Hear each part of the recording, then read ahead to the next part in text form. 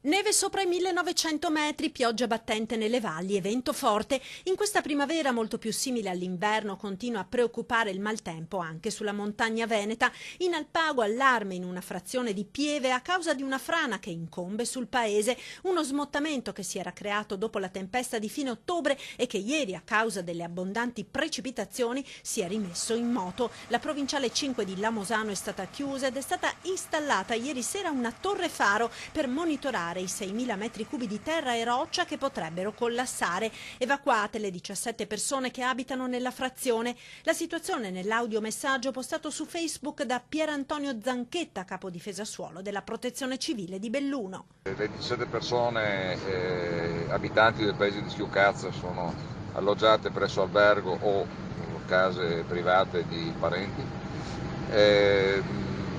Per il momento non abbiamo novità particolari se non il movimento vistoso del versante sul paese e sulla strada e alcuni piccoli crolli.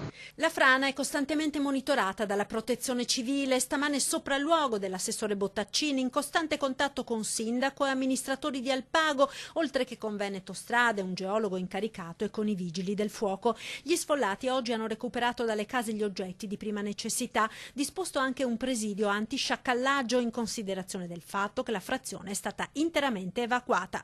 E sempre nel bellunese disagi, ieri sera sulla linea ferroviaria Vittorio-Veneto-Belluno a causa di un albero caduto sui binari, bloccato per oltre un'ora un treno con a bordo 65 persone. Sul posto i vigili del fuoco che hanno lavorato fino alle 21 per ripristinare la circolazione.